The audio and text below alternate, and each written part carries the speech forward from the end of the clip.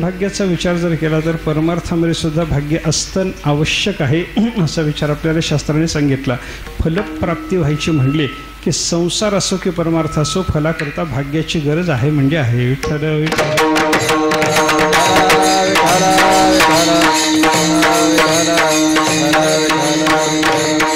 भाग्याची अनुकूलता असावी तेव्हा संसारातले फल मिळतं, भाग्याची अनुकूलता असावी तेव्हा परमार्थातलंही फल मिळतं. भाग्य नसेल तर मनुष्यानं नुसती केलेली खटपट मनुष्याला काही फल देऊ शकत नाही. म्हणून एका सुभाषितकाराने असं वर्णन केलं की नुसतीच मनुष्य धावपळ करायला लागला काही मिळत नाही. भाग्य अनुकूल असावं मग धावपळ करावी तर फल प्राप्त होतं. भाग्याची अनुकूलता नसतानाही धावपळ करून फल मिळावी म्हणलं ते कुत्र्यासारखं होतं म्हणे. विठ्ठल विठ्ठल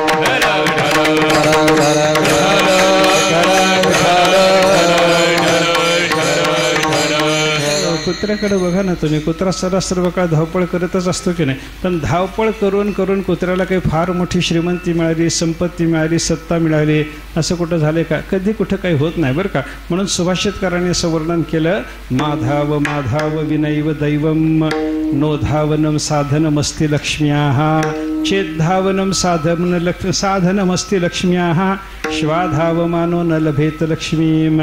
दैवाची अनुकूलता नसताना नुसते धावाधाव करू नको. नुसत्या धावाधावीनं संसारामध्ये किंवा परमार्थामध्येही काही मिळत नाही.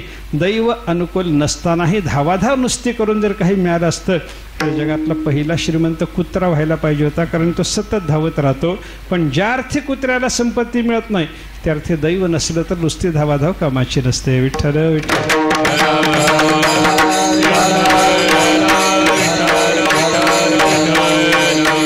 भाग्य जैसा अनुकूळ केले उद्यम सदा सफळ. ज्ञानेश्वर महाराजासारखे संत महात्मे सांगतात ना आपल्याला, भाग्याची अनुकूलता असली की आपण केलेल्या उद्योगाला फल प्राप्त होतं.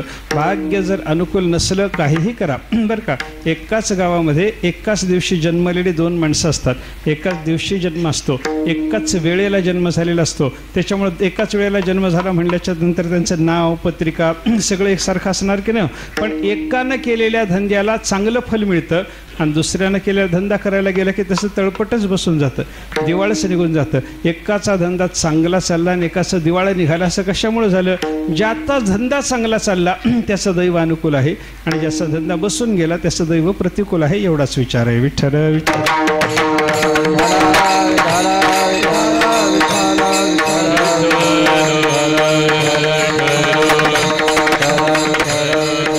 संसार असो की परमार्थ असो दोन्हीकडे ही फलप्राप्ती म्हणली, काही मिळायचं म्हणलं त्याला दैवाची अनुकूलता लागते. ही गोष्ट आपल्याला स्वीकारावी लागते बरं का. दैव अनुकूल असलं की सगळं प्राप्त होत राहतं आणि दैव प्रतिकूल असलं की काहीही मिळत नाही बरं का. म्हणून कबीर महाराजाचे दोन दोहेत पहा. एका दोह्यामध्ये कबीर महाराजांनी नशीबवान माणसाचं वर्णन केलं आणि एका दोह्यामध्ये दरिद्री कंगाल मनुष्य जो असतो ना, दैवहीन असलेला जो मनुष्य असतो ना त्याचं वर्णन केलं. कबीर महाराज असं वर्णन करतात, दैवहीन असलेला जो मनुष्य ना त्याला दलिंदर म्हणतात बघा हिंदी. कबीर महाराजाचा शब्द मी काय करू त्याला. कबीर महाराजांनी त्या दोह्यामध्ये वर्णन केलं, दलिंदर चरे समंदर को म्हण. तो दलिंदर जो मनुष्य होता ना तो समुद्राला निघाला कशा करता? मोती मिळवण्याकरता. मोती मिळवण्याकरता दलिंदर चला समंदर को नसीब निकला साथ. पण तो जेव्हा समुद्राला जायला निघाला मोती मिळवण्याकरता म्हणून समुद्रावर जावं, डुबकी मारावी, आपण मोती काढून घ्यावेत असं वाटलं त्याला. म्हणून तो दैवहीन असलेला दलिंदर मनुष्य समुद्राला गेला. समुद्राला जाताना त्याच्याबरोबर दैव त्याच्याबरोबरच गेलं आणि दैव बरोबर गेल्यामुळं काय झालं? मोतियों के लिए डुबकी लगाई. त्यानं बुडी कशा करता मारली? मोती मिळवण्याकरता. पण मिळालं काय? शंख लगे हात. हातामध्ये काय लागले? शंखच शंख लागले म्हणे बरं का. म्हणजे त्याचं दैव चांगलं नसल्यामुळं मोत्याकरता प्रयत्न केला पण हाताला शंख लागले. सिकंदर चले टट्टी को. आता सिकंदर म्हणजे भाग्यवान बरं का. सिकंदर म्हणजे भाग्यवान मनुष्य. त्या भाग्यवान माणसाचं वर्णन करताना कबीर महाराज काय म्हणतात? सिकंदर चले कुठं? टट्टी को. टट्टी को म्हणजे संडासला. जुन्या काळामध्ये ते उर्दू शब्द आहे बरं का. सिकंदर चले टट्टी को. ते टट्टीला निघाला. कशा? लोटाली साथ. हातात पाण्याचा तांब्या घेऊन तो निघालेला होता. पण रस्त्यामध्ये काय झालं? पाणी गळून गेलं म्हणून एका ठिकाणी थोडंसं समुद्राच्या काठाला जाऊन त्यानं पाणी घ्यावं भरून म्हणून पाणी केलीये लोटा डुबाया. मोती लगे हात. संडासला जाण्याकरता म्हणून त्यानं पाण्याकरता पाण्यामध्ये लोटा बुडवला नशीब चांगलं असल्यामुळे त्याला तिथं मोठी मोती मिळाली. दलिंदरला काय झालं, मोत्याकरता गेला होता पण शंख मिळाले, आणि हा संडासला चालला होता तर त्याला मोती मिळाले. विठ्ठल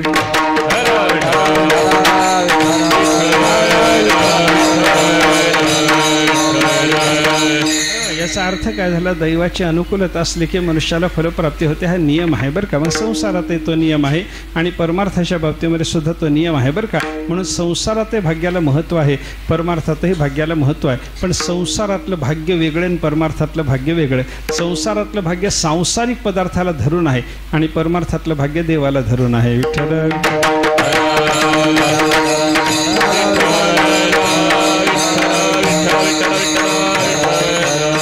परमार्थाला उपयोगी असलेली सगळी साधन सामग्री मिळाली तरी भाग्य, आणि परमार्थातलं महत्त्वाचं फल म्हणजे परमात्म्याचा साक्षात्कार झाला तरी भाग्य. दोन्ही साधन सामग्री जरी देवाच्या भेटीची प्राप्त झाली त्यालाही संतानी भाग्य म्हणून म्हणलेलं आपल्याला पाहायला सापडतं. अगदी विचार करा, मनुष्याचा देह मिळाला यालाही संतानी भाग्य म्हणलंय बरं का. भाग्य आले ते मनुष्य देहा, भाग्य आले ते मनुष्य देहा, भाग्य आले ते मनुष्य देहा, भाग्य आले ते मनुष्य देहा. पहा विठ्ठल, पहा विठ्ठल, पहा विठ्ठल, पहा विठ्ठल. भाग्य आले ती मनुष्य देहा,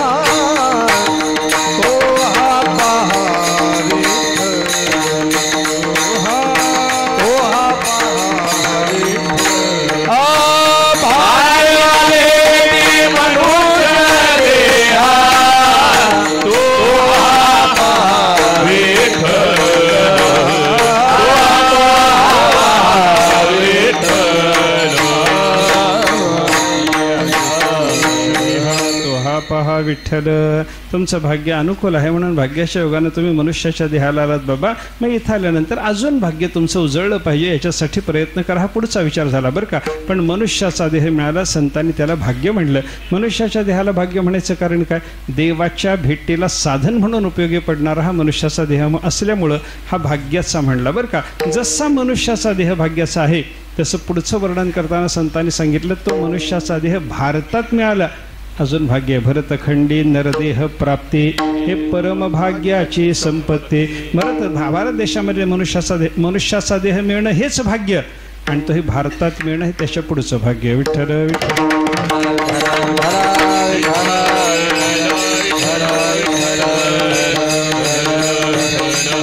आणि त्याच्यातल्या त्याच्यामध्ये पुन्हा मनुष्याचा देह मिळाला, भारतात मिळाला, तिथंही विवेक परमार्थे त्याचा वशवर्ती मी परमात्मा. त्याच्यातल्या त्याच्यात मनुष्याचा देह भारतात मिळाल्याच्या नंतर परमार्थाची जर भावना मनुष्याच्या अंतःकरणात जागी झाली तर फार मोठं भाग्य संतांनी सांगितलं.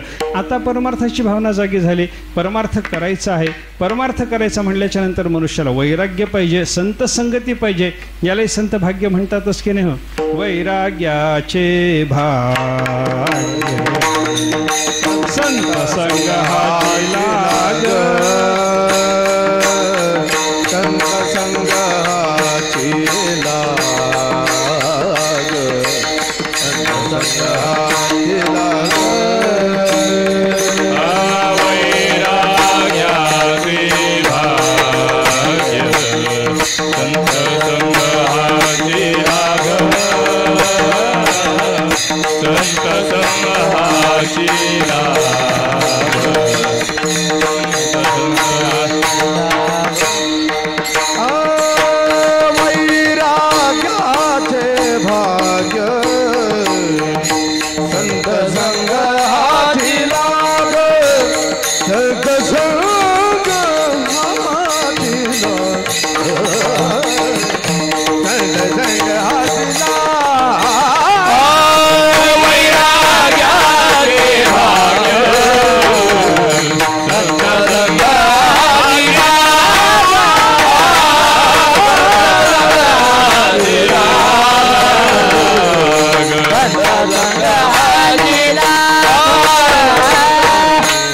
आरोग्य प्राप्त झालं भाग्य आहे, विवेक प्राप्त झाला भाग्य आहे, वैराग्याचे भाग्य, आणि हे सगळंच्या सगळं साधन चतुष्टय हाती लागल्याच्या नंतर मग परमार्थाची साधना करायची म्हणल्याच्या नंतर आपल्याला गुरुची गरज आहे, साधू पुरुषाची गरज आहे, संत महात्मा भेटणं याला सुद्धा संत महात्म्यांनी भाग्य म्हणलेलं आहे बरं का.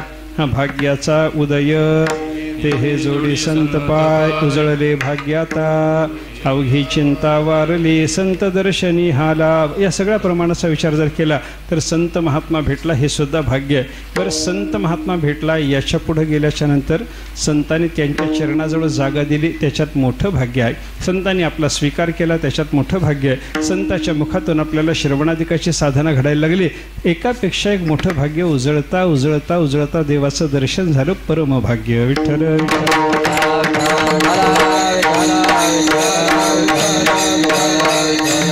असा संसारात जसा भाग्याचा विचार आहे तसा परमार्थातही भाग्याचा विचार आहे बरं का.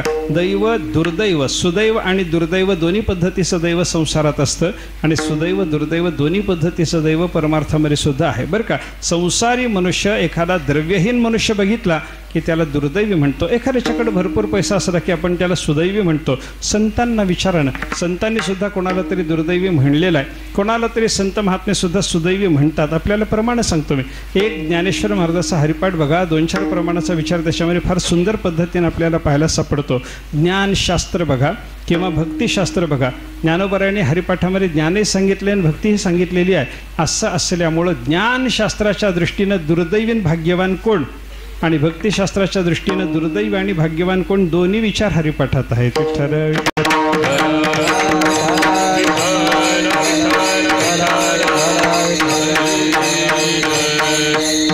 दुर्दैवी कोण आहे ज्ञानाच्या दृष्टीनं, उपजोनी करंटा नेणे अद्वैत वाट.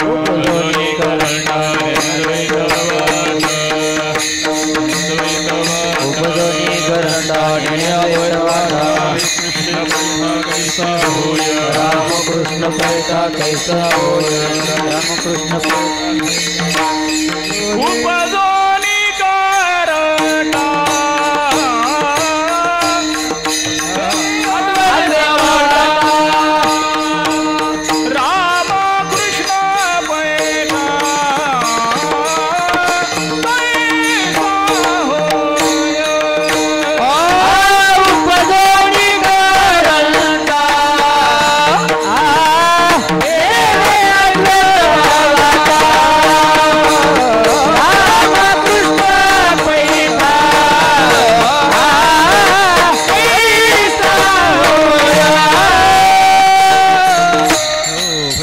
हे ज्ञानाच्या दृष्टीने जर आपण विचार केला तर दुर्दैवी कोण आहे ज्ञानोबारे आपल्याला सांगायला लागले. ज्ञानाच्या दृष्टीने करंटा, दुर्दैवी कोण, उपजोनी करंटा.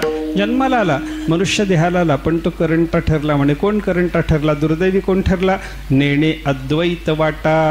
परमात्म्याशी एकरूप होण्याची अद्वैताची वाट ज्याला ठाऊकच नाही, अद्वैताची वाट म्हणून एक वाट आहे हे सुद्धा ज्याला ठाऊक नाही, असा मनुष्य ज्ञानाच्या दृष्टीनं करंट आहे, दुर्दैवी आहे. त्याला वाटच जर माहिती नाही तर मग रामकृष्णी पैठा कैसेनी होय, मग तो रामकृष्णाच्या स्वरूपाच्या ठिकाणी स्थिरतेला कसा प्राप्त व्हायचा. रामकृष्णाच्या स्वरूपाच्या ठिकाणी स्थिरतेला प्राप्त होणं हे परमार्थामध्ये ज्ञानशास्त्राच्या दृष्टीनं महत्त्वाचं आहे. ते तरी जाऊ द्या बाबा, पण ते रामकृष्णाच्या स्वरूपाच्या ठिकाणी स्थिर होण्याकरता रामकृष्णाचं जे अद्वैत लागतं त्या अद्वैताची वाट सुद्धा ज्याला ठाऊक नाही तो दुर्दैवी आहे. विठ्ठल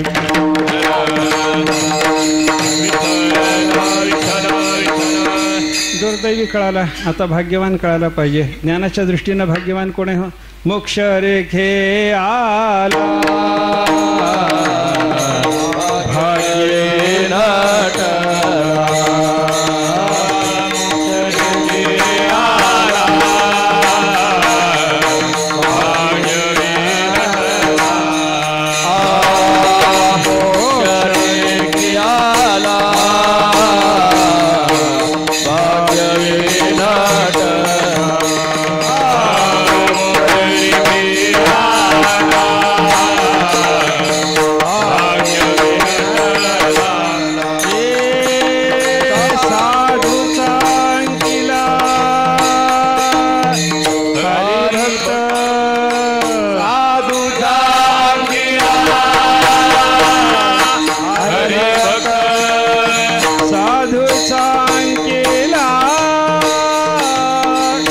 हरिभक्त साधूंचा किल्ला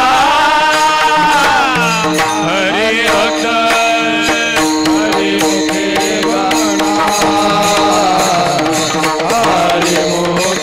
म्हणा हरिमुखे म्हणा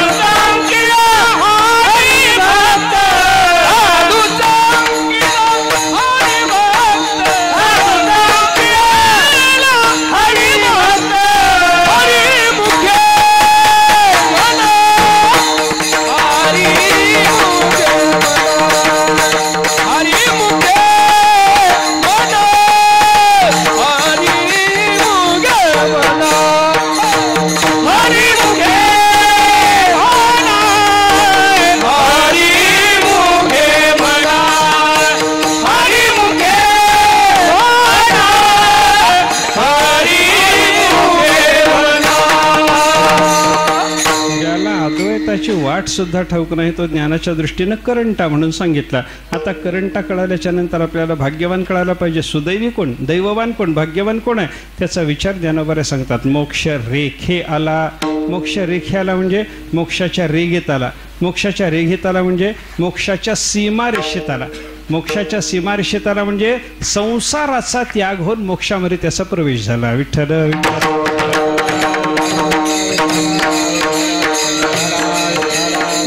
सीमोल्लंघन झालं एका पद्धतीचं. त्याचा संसाराचा प्रांत ओलांडून तो देवाच्या सीमेमध्ये आला. असा मोक्ष रेखे आला. तो कसा आहे, भाग्ये विनटला. भाग्याने तो विशेष रीतीनं नटला. एवढा मोठा भाग्यवान. विनटला म्हणजे विशेष रीतीनं नटला. आणि विशेष रीतीनं कोण नटला भाग्यानं, मोक्षाच्या सीमारेषेत आला. ज्याला मोक्ष प्राप्त झाला, ज्याला अद्वैत स्थिती प्राप्त झाली, अद्वैताची वाटही ठाऊक नाही तो दुर्दैवी आहे. आणि अद्वैत स्थिती ज्याला प्राप्त झाली, जो रामकृष्णी पैठा होण्याच्या दृष्टीनं मोक्षाच्या सीमारेषेत आलेला आहे, तो महात्मा मात्र परमार्थात ज्ञानाच्या दृष्टीनं भाग्यवान आहे. विठ्ठल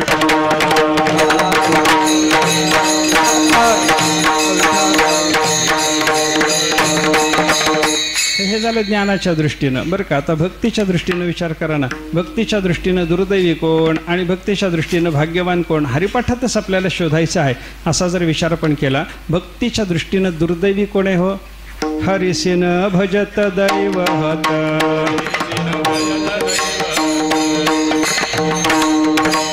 नाही जास भक्ती तो पतिता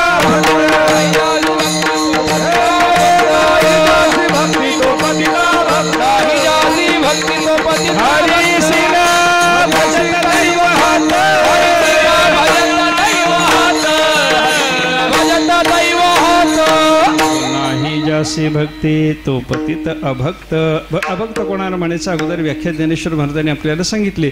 ज्याच्या अंतःकरणात भगवंताचं भक्तिप्रेम नाही त्या मनुष्याला, त्या पतिताला त्याचं अधःपतन झालं. माणसाच्या देहाला येऊन सुद्धा वाया गेला बिचारा, त्याला अभक्त म्हणा. आणि अभक्तच कसा आहे त्याच्याबद्दल पुढं वर्णन करताना काय सांगितलं, हरिसी न भजत. तो अभक्त हरीचं भजन करत नाही. आणि हरीचं भजन करत नाही म्हणून दैव हत. त्याचं दैव हत झालं म्हणजे मारल्या गेलं याचा अर्थ त्याच्या ठिकाणी सुदैव राहिलं नाही, त्याचं दुर्दैव सिद्ध झालं असं ज्ञानोबा वर्णन करतात.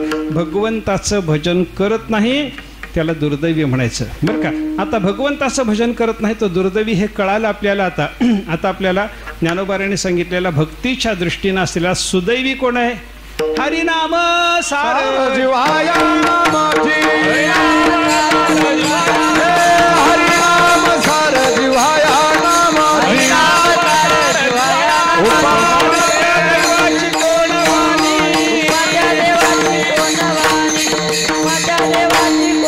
हरिनाम सार जिव्हाया नामाची उपमा त्या दैवाची उपमा त्या दैवाची हरिनाम सार जिव्हाया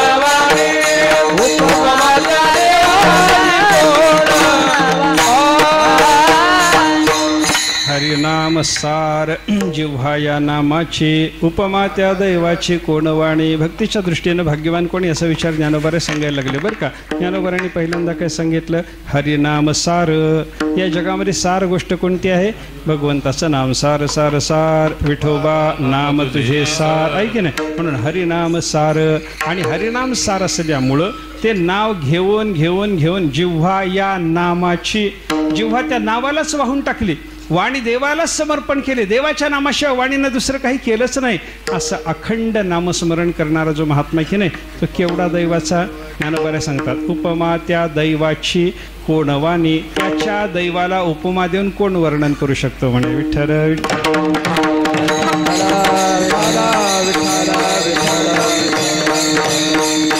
त्याच्या दैवाला उदाहरण देता येत नाही, त्याच्या दैवाला उपमा देता येत नाही. एवढं मोठं त्याचं दैव उदयाला आलं. कोणाचं? अखंड नामस्मरण करतो त्याचं दैव उदयाला आलं. जो भजन करत नाही, नामस्मरण करत नाही तो दुर्दैवी आहे.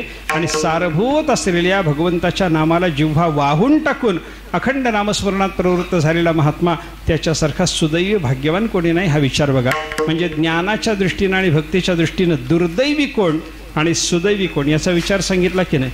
करंटे कपाळ ज्याचे नाम नये वाचे करंटे कपाळ ज्याचे नाम नये वाचे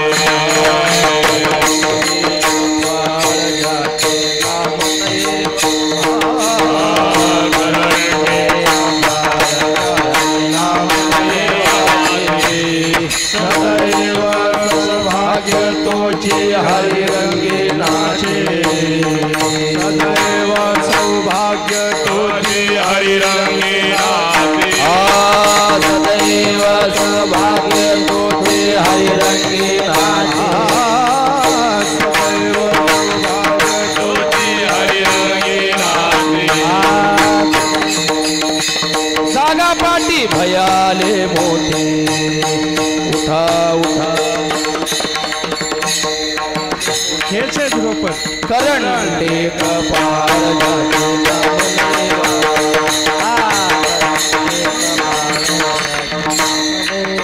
करंटे कपाळ ज्याचे नाम नये वाचे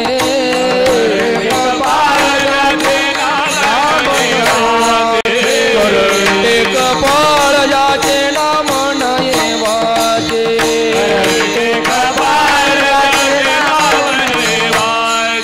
सदैव सौभाग्य तोची हरिरंगी नाचे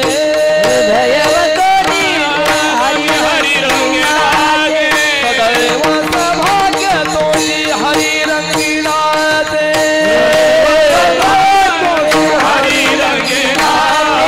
करंटे कपाळ जाते नाम नये वाचे करंटे कपाळ जाते नाम नये वाचे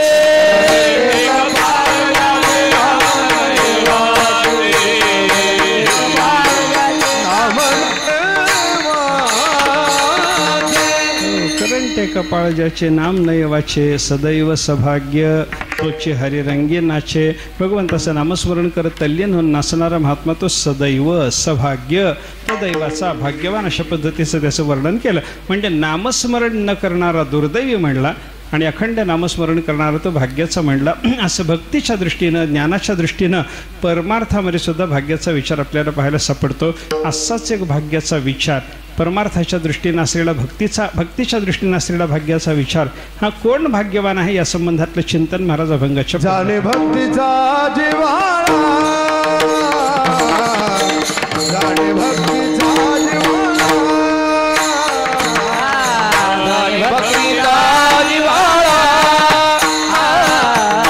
जाणे भक्तीचा जिव्हाळा, जाणे भक्तीचा जिव्हाळा,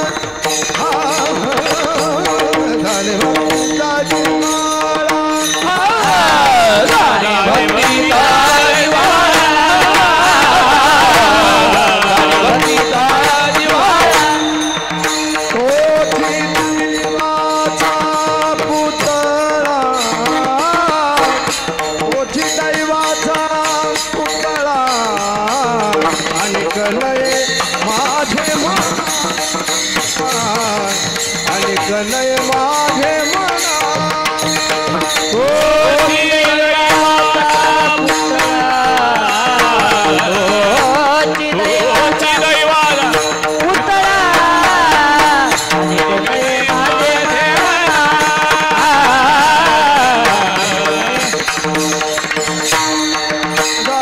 जाणे भक्तीचा जिव्हाळा, जाणे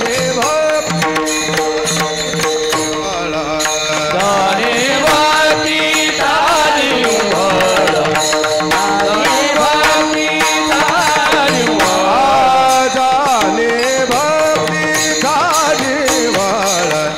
जाणे भक्तीचा जिव्हाळा, जाणे भक्तीचा जिव्हाळा, जाणे भक्तीचा जिव्हाळा, ओठी दैवाचा पुतळा, ओठी दैवाचा पुतळा, हो आणि कनाये माझे मना, आणि कनाये माझे तोची दैवाचा पुतळा, तोची दैवाचा पुतळा, तोची दैवाचा पुतळा, आणि कनये माझा मन, आणि कनये माझा मन. जाणे भक्तीचा जिव्हाळा तोची दैवाचा पुतळा.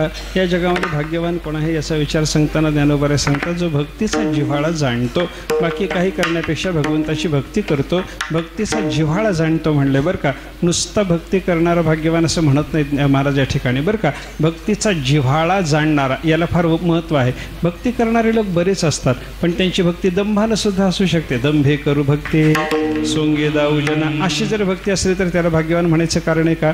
तुकाराम महाराजासारखा महात्मा त्याला भाग्यवान म्हणणार नाही, कारण दंभाचं कसं आहे, दंभ जोपर्यंत उघडा पडत नाही तोपर्यंत बरं आहे, आणि दंभ उघडा पडला की मग काही खरं नसतं बरं का.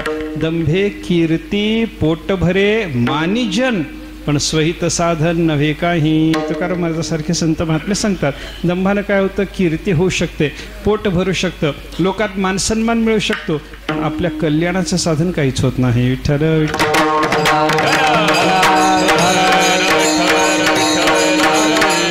कल्याणाचं साधन होत नाही. सोंगे छंदे काही देव जोडे ऐसे नाही. सोंगानं छंदानं देव भेटत नसतो. याचा अर्थ असा झाला की बाबा दंभ करून आपल्याला कल्याण जर होणार नसेल तर मग ज्याची भक्ती दंभाची आहे, ज्यांनी दंभानी भक्ती केलेली आहे, अशा मनुष्याला तुकाराम महाराजासारखे महात्मे भाग्यवान म्हणतील का? म्हणणार नाहीत. म्हणजे भक्ती करतो पण दंभानं, तो भाग्यवान नाही. दुसरा प्रकार बघा, दंभानं भक्ती करत नाही, खरी भक्ती करतो, मनापासून भक्ती करतो, पण कसं आहे, भक्ती थोडी करतो आणि संसार मागतो. भक्ती ज्याची थोडी पूर्ण विषयाची गोडी असे जरी असलं तरी त्यालाही संत महात्मे भाग्यवान म्हणत नाही. तर भक्ती करतो, खरीच करतो, दंभानं करत नाही, थोडी करत नसून विपुल करतो, एवढी विपुल करतो, एवढी विपुल करतो की भक्तीचा जिव्हाळा म्हणजे जिवंत झरा हृदयातून वागवतो, त्याला दैवाचा पुतळा म्हणावं.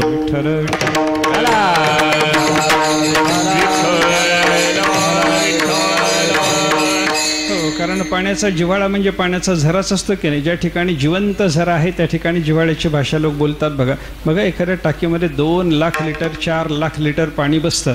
पाण्याची टाकी असली, गावाला पाणी सप्लाय करण्याकरता टाकी जर बांधलेली असली, 2-4 लाख लिटर 6-6 लाख लिटर पाण्याच्या टाक्या असतात. पण एवढा जरी पाणी तिथं असलं, जिव्हाळा म्हणतात का त्याला कोणी? त्याला जिव्हाळा म्हणतात का? म्हणत नाहीत. आणि एखाद्या ठिकाणी चल्मा असतो, लहानसा चल्मा, गावाला पाणी भरून नेण्याकरता नदीमध्ये केलेला एखादा लहानसा चल्मा असतो. त्या चल्म्यातून वाटीभरच पाणी निघतं हो.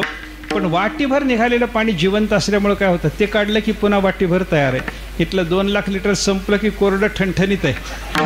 तशी भक्ती, असा भक्तीचा डोलारा जर मांडलेला असला, दंभाची जर भक्ती असली ना, संपलं उघडं पडलं की सगळं कोरडं ठणठणीत आहे. पण ज्याचा जिवंत झरा आहे ना, अखंड खंडेना जीवन, अशा पद्धतीनं सदा सर्व काळ अखंड परमात्म्याच्या संबंधानं अनुसंधान त्या महात्म्याच्या हृदयात चालू असतं. असा जो महात्मा, देवाच्या विषयीचा अखंड प्रेमभाव म्हणजे भक्ती ज्यानं आपल्या हृदयात धारण केली, महाराज म्हणतात तोच दैवाचा पुतळा. तो एवढा भाग्यवान आहे की जणू काही दैवाला प्राप्त झालेला तो आकार आहे. विठ्ठल विठ्ठल.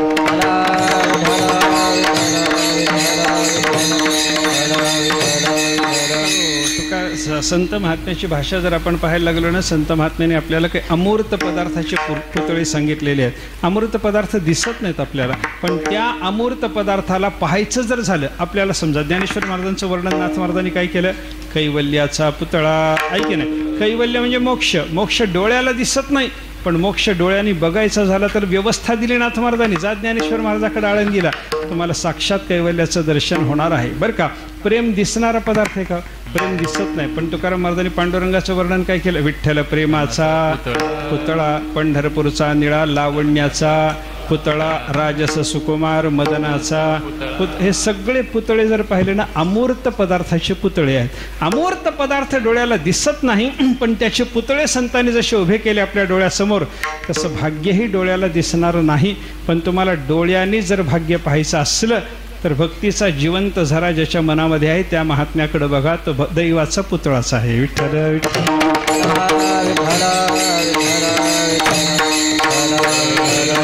असा तो खरा दैवाचा पुतळा असल्यामुळं माझ्या मनाला येतो, आणि दुसरा कसाही असला तरी मनाला येत नाही. महाराज दुसऱ्या चरणी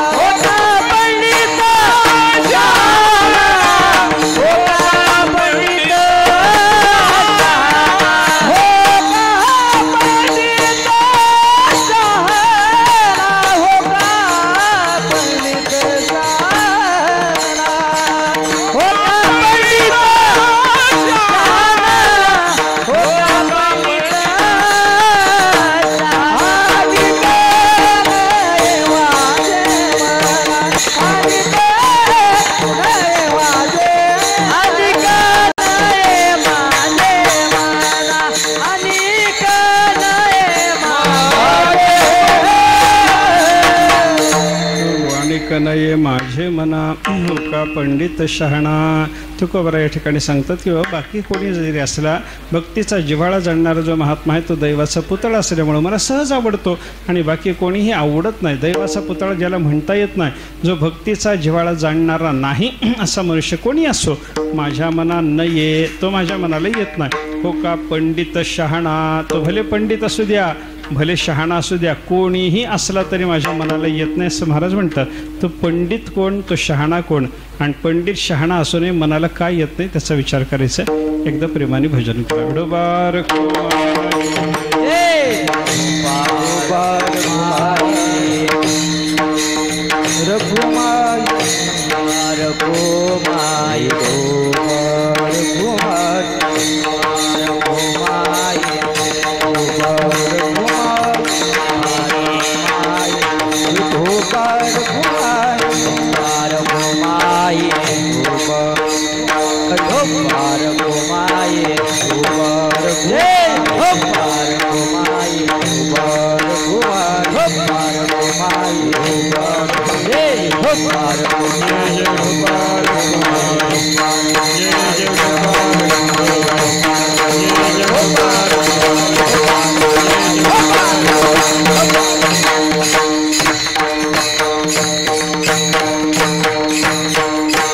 म्हणायचे सर. जाणे भक्तीचा जिव्हाळा तोची दैवाचा पुतळा, आणिक नये माझे मन हो का पंडित शहाणा. संत शिरोमणी जगद्गुरु तुकाराम महाराज या अभंगातून आपल्याला परमार्थाच्या दृष्टीनं, भक्तिशास्त्राच्या दृष्टीनं भाग्यवान कोण त्याचा विचार सांगतात. कोण भाग्यवान आहे ना महाराजांनी सांगितलं, जो भक्तीचा जिव्हाळा जाणतो तो दैवाचा पुतळा आहे. तो दैवाचा पुतळा असल्यामुळं मनाला येतो, आवडतो. आणि आणिक नये माझे मना, त्याच्याशिवाय दुसरा कोणताही पुरुष माझ्या मनाला येत नाही, भले तो पंडित असू द्या, भले शहाणा असू द्या. आता पंडित आणि शहाणा कोणाला म्हणायचं? पंडित तोच आहे, शहाणा तोच आहे. 4 अक्षर शिकला की पंडित झाला, आणि 4 अक्षर शिकला की त्यालाच आपल्याकडे शहाणा, लई शहाणा झाला म्हणतात. लई शहाणा लई शहाणा झाला म्हणजे पुष्कळ शहाणा, पुष्कळ शहाण पण त्याला आलं, विद्वत्ता आली असा त्याचा अर्थ असतो बरं का. ते शहाणा त्यालाच म्हणतो आपण, पंडितही त्यालाच म्हणतो. पण थोडासा विचार केला तर शहाणा आणि पंडित वेगळा आहे बरं का. शहाणा कोणाला म्हणतात आणि पंडित कोणाला म्हणतात थोडा विचार करा. ज्याला शास्त्राचा अभ्यास आहे त्याला पंडित म्हणतात, आणि ज्याला व्यवहाराचं ज्ञान आहे त्याला शहाणा म्हणतात. विठ्ठल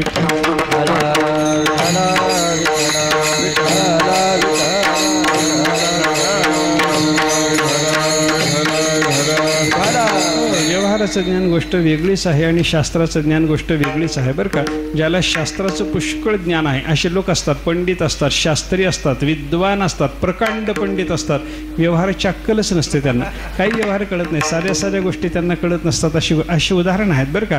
ते आयझॅक न्यूटनच्या बाबतीतलं एक उदाहरण सांगतात. न्यूटन फार मोठा संशोधक होता, शास्त्रज्ञ होता. रेल्वेचा वगैरे शोध त्या न्यूटननीच लावला वगैरे वगैरे आहे. आता एवढा विद्वान शहाणा हे शास्त्रज्ञ असलेला, पंडित असलेला, शास्त्राचा संस्कार असलेला हा, त्याच्या बाबतीत असं सांगतात की त्याच्या प्रयोगशाळेमध्ये काम करत बसायचा. त्याच्या काम तिथं त्याचं प्रयोगशाळेमध्ये काम चालू असायचं, आणि ते काम चालू असताना त्याच्या घरी त्याने एक मांजर पाळलं होतं. तर मांजर काय करायचं, त्याच्या पायापायात घोटाळायचं, पायापायात घोटाळायचं. त्या मांजराला पुढं पिल्लं झाली. पिल्लं झाल्याच्या नंतर 4-5 पिल्लं ते मांजर पायापायात घोटाळल्या लागल्यामुळं त्याचं काम करणं थांबायला लागलं. आता काम करताना व्यत्यय यायला लागला, म्हणून त्यानं काय केलं, त्या मांजराच्या करता एक लाकडाचं घर करावं, अडकून ठेवावं त्या मांजराला आणि पिल्लाला, असा त्याचा विचार झाला. आणि तसा विचार करून त्यानं काय केलं, का सुताराला बोलावलं. सुताराला आल्याबरोबर त्यानं सांगितलं, हे बघ म्हणे मला एक लाकडाचं घर करून पाहिजे. कशाला? मांजरा करता. कसं घर करायचं आहे? तो म्हटलं मी डिझाईन काढून देतो, मी काढून दिलेल्या डिझाईनप्रमाणे ते घर झालं पाहिजे. ठीक आहे म्हणे. त्या न्यूटननी जे डिझाईन काढलं होतं ते त्याला दाखवलं. दाखवल्याबरोबर त्याने विचारलं, हे काय काय मालक ह्याच्यामध्ये? त्यानं सांगितलं, असं ही छत आहे, हे इकडून इकडून भिंत आहे, असं गोल घर करायचं आहे, लाकडाची भिंत करायची आहे. आणि त्या घराला त्याने 2 दरवाजे ठेवले होते. 2 दरवाजे, एक दरवाजा मोठा, एक दरवाजा लहान ठेवला होता. हे काय म्हणलं, मला हे 2 दरवाजे कशा करता? त्याने सांगितलं, अरे काय तुला काही वेड आहेस काय म्हणला. कोणाला? त्या सुताराला म्हणतो, वेड आहेस का म्हणते, तुला काही कळतं की नाही, हे ह्याच्यात काय ठेवायचं आपल्याला, मांजराला ठेवायचं आहे की नाही. मांजर आणि मांजराची पिल्लं म्हणला. मांजर मोठा असल्यामुळं त्याला जायला यायला मोठा दरवाजा, आणि पिल्लं लहान असल्यामुळं पिल्लाला जायला यायला लहान दरवाजा. त्या सुतारानं कपाळ बडवून घेतलं. म्हणलं, मालक तुम्हाला एवढं शास्त्रज्ञ म्हणतात, जग डोक्यावर घेतं, एवढी अक्कल नाही म्हणलं. ज्या मोठ्या दरवाजानं मांजराला जाता येतं त्या दरवाजानं पिल्लाला जाता येईना का? आणि मग म्हणलं खरंच की मला कळालंच नव्हतं. आता याला शहाणं म्हणावं का? लई शहाणा जरी असला तरी खऱ्या अर्थानं शहाणा आहे का सांगा मला? खऱ्या अर्थानं शहाणा नाही. त्याला पांडित्य आहे, त्याला शास्त्र कळतं, पण व्यवहाराची अक्कल नसल्यामुळे त्याला शहाणा म्हणता येत नाही. विठ्ठल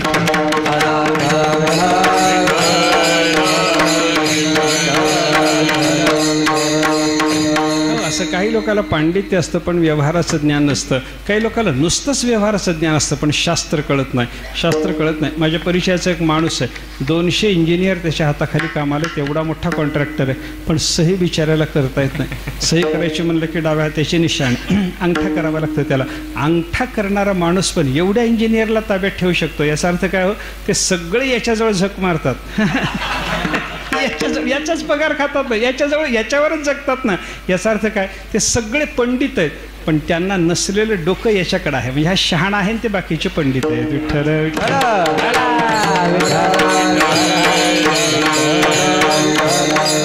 पांडित्य स्वतंत्र गोष्ट आहे आणि शहाणपण स्वतंत्र गोष्ट आहे. एखाद्याला पांडित्य असतं, शहाणपण नसतं.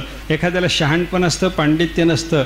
एखाद्याला शहाणपण पांडित्य दोन्ही असतं बरं का. व्यवहारही कळतो आणि पंडितही असतो बरं का. एक राजा होता, त्या राजाच्याकडे काय झालं, एका दिवशी एक ज्योतिषी आला आणि त्या ज्योतिषानं सांगितलं राजाला, राजेसाहेब, राजाने विचारलं माझं भविष्य सांगा. भविष्य सांगा म्हटल्यानंतर त्याला ज्योतिषाचं ज्ञान चांगलं होतं, अक्कल नव्हती, व्यवहाराचं काही ज्ञान नव्हतं. आणि व्यवहाराचं ज्ञान नसल्यामुळे त्यानं राजाची पत्रिका, हात वगैरे पाहिलं आणि सांगितलं, म्हणलं राजेसाहेब काय तुमचं काय गमतीचं आयुष्य हो म्हणले. एवढं आयुष्य की सगळे तुमच्या समोरच मरणार आहेत म्हणलं. सगळे तुमच्या समोर मरतील, बायको, मुलं, बाळ सगळे तुमच्या समोर मरतील, एवढं मोठं आयुष्य. राजानं सांगितलं मूर्खाला फाशी द्या म्हणले. असं भविष्य सांगायचं असतं का? आता त्यानं भविष्य सांगितलं तसं काय चुकलं, पण त्याला पांडित्य तर अक्कल नव्हते. दुसरा एक पंडित आला, दुसरा एक विद्वान ज्योतिषी आला. त्या ज्योतिषाला राजाने विचारलं माझं भविष्य सांगा. त्याला शहाणपणही होतं, पांडित्य होतं आणि शहाणपणी होतं. त्यानं पत्रिका बघितली. म्हणला राजा काय काय चांगली पत्रिका म्हणला तुमची, या सगळ्यापेक्षा जास्त आयुष्य आहे किंवा तुम्हाला, म्हणजे सगळे तुमच्या अगोदर मरणार आहेत त्याचा अर्थ तोच आहे. आणि या पण या सगळ्यापेक्षा तुम्हाला आयुष्य जास्त म्हणलं त्याचा अर्थ तोच आहे. पण सगळ्यापेक्षा जास्त आयुष्य म्हणलं की ₹1,00,000 बक्षीस, आणि सगळे अगोदर मरणार म्हणलं की फाशीवर द्यायचं. हे कशामुळे झालं?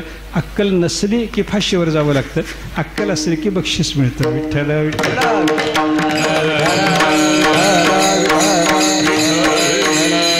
तीन प्रकार आपण पाहिले. एकाला पांडित्य आहे, शहाणपण नाही. एकाला शहाणपण आहे, पांडित्य नाही. एकाला शहाणपणही आहे, पांडित्यही आहे, व्यवहारही कळतो, शास्त्रही कळतं. आणि खरं असं असतो बिचारा, त्याला शास्त्रही कळना, व्यवहारही कळना. आपल्या साध्या मराठवाड्यातल्या भाषेत जर सांगायचं झालं, पुरुष असला तर त्याला काय म्हणतात? येडं रताळं म्हणतात. आणि बाई असली तरी येडी हळद म्हणतात.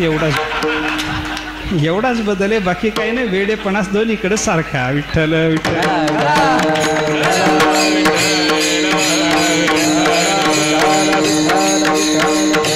व्यवहारही नाही, शास्त्रही नाही, अशी काही माणसाची योग्यता असते बरं का. पण काही माणसाला शास्त्रही कळतं, व्यवहारही कळतो. शास्त्र आणि व्यवहार दोन्ही ज्ञान त्याच्या ठिकाणी असल्यामुळे त्याला पांडित्यही आहे, शहाणपणही आहे. असाही जरी असला, पंडितही आहे, शहाणाही आहे, शहाणपणही आहे, पण भगवंताची भक्ती जर करत नसला तर महाराज म्हणतात एवढा मोठा होऊ नये, माझ्या मनाला येत नाही. मनाला कोण येतो? भक्तीचा जिव्हाळा जाणणारा. तो भक्तीचा जिव्हाळा जाणणारा कोणत्या बाहेरच्या चिन्हाने ओळखायचा? तिसऱ्या चरणात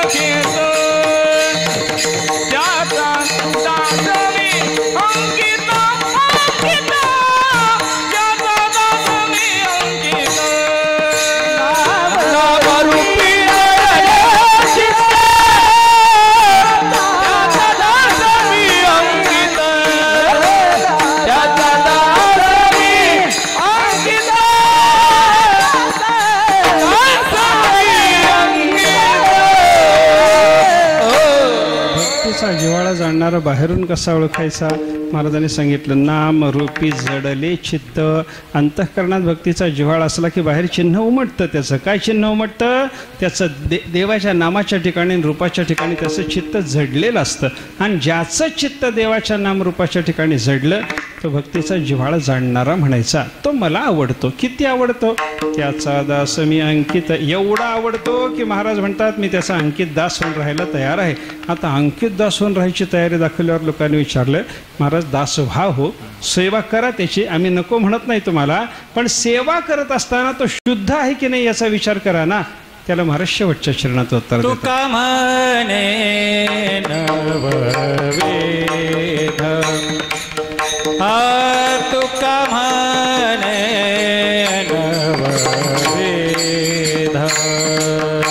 तुका म्हणे नववेद तुका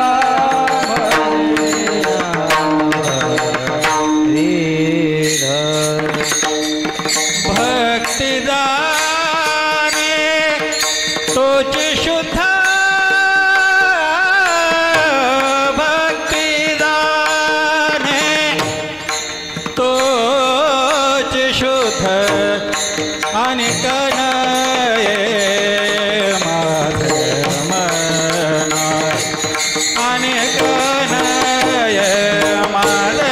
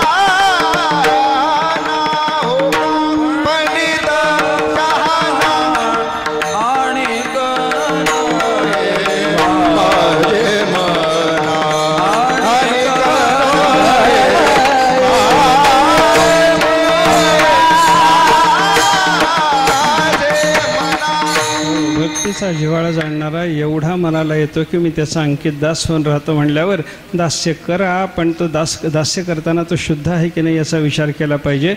महाराजांनी त्याला उत्तर दिलं, तुका म्हणे नवविध भक्ती जाणे तोची शुद्ध. ही नवविधा जाणणारा जो महात्मा आहे तो जगामध्ये शुद्ध आहे, त्याच्यासारखा दुसरा कोणी शुद्ध नाही. पवित्र सोवळी एकतीच भूमंडळी ज्यांचा आवडता देव अखंडित प्रेमभाव. असं सर्व काळ परमात्म्याचं प्रेम ज्यांच्या अंतःकरणामध्ये आहे असा नवविधा भक्ती जाणणारा महात्मा तोच शुद्ध आहे. त्याच्यासारखा दुसरा कोणी शुद्ध नसल्यामुळं त्याचं दास्य करायला हरकत नाही. त्याचं दास्य करावं एवढी त्याची मला आवड आहे. आणि बाकी कोणी पंडित असो, शहाणा असो, सगळ्या गुणांनी संपन्न असो, भगवंताची भक्ती जर करीत नसेल तर आणिक नये माझे मना हो का पंडित शहाणा, असं तुकाराम महाराजांनी या अभंगातून एकंदर जे चिंतन केलेलं आहे ते भक्ती संपन्न महात्म्याच्या भाग्याचं वर्णन केलं. बाकी सगळे दुर्दैवी असं महाराजांनी या अभंगातून सांगितलेलं आहे. याचा प्रत्येकाने विचार केला पाहिजे. त्या ठिकाणी चालू असलेला हा उत्सव वैकुंठवासी हरिभक्तीपरायण भारतबुवांच्या पुण्यस्मरणाच्या निमित्तानं हा उत्सव आहे. भारतबुवाचं आता समाजाच्या दृष्टीनं जरी ते भूषण होते असं त्यांचं वर्णन केलं तरी संप्रदाय ते भूषण म्हणून नाण्यासारखंच व्यक्तिमत्व होतं. संप्रदायाचे भूषण होतं तसं आमच्या संस्थांचे भूषण होतं म्हणायला हरकत नाही. खूप सेवा संस्थांचीही ते करायचे आणि संप्रदायाकरता कार्य केलं. मोठं पाठांतर होतं. अखंड ज्ञानेश्वरी वाचायची बुवा. बुवाची ज्ञानेश्वरी कधीच सुटली नाही. आजारी झाले बुवा, पान उलटायला माणूस लावला पण बुवाची ज्ञानेश्वरी सुटली नाही. पान उलटायला बुवाने माणूस ठेवला होता. हाताने पान उलटता येत नव्हतं म्हणून पान उलटायला माणूस होता, पण बुवा ज्ञानेश्वरी वाचित राहायचे बरं का. अशा पद्धतीनं अखंड ज्ञानेश्वरीचा व्यासंग, जवळजवळ ज्ञानेश्वरी पाठ असलेली बुवाला. बाकीचंही संत वाङ्मयातलं बरंचसं पाठांतर बुवांना होतं. आणि असं साधू पुरुषाची अखंड सेवा करण्याची मनापासूनची भावना आणि अशाही विपन्न अवस्थेमध्ये ज्ञानेश्वरीची सेवा करण्याची जी भावना त्यांच्या अंतःकरणात होती की नाही, याला शुद्ध परमार्थाचं जीवन लागतं. असं एक शुद्ध परमार्थाचं जीवन होतं. आणि अभंगाच्या भाषेत जर बोलायचं झालं तर ते पंडित असल्यासारखे शहाणे होते बरं का. व्यवहारही बोला फार चांगला कळत होता.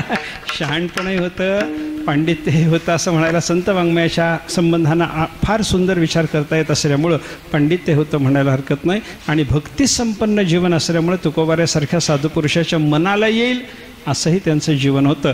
म्हणून त्यांच्या संबंधानं सद्भावना व्यक्त करण्याच्या निमित्तानं आपण सगळे इथं येऊन हा उत्सव साजरा करता. मोठी आनंदाची गोष्ट आहे. आपण त्यांचं स्मरण ठेवलं पाहिजे. त्यांच्या स्मरणानुसार त्यांनी जशी सेवा केली तशा पद्धतीची संत वाङ्मयाची सेवा करण्याची प्रेरणा आपण घेतली पाहिजे. अखंड साधुपुरुषाची सेवा केली आणि परमात्मा पंढरीनाथाच्या दर्शनाकरता प्रयत्न केला तर त्याच्यासारखं भाग्य नाही. ज्ञानेश्वर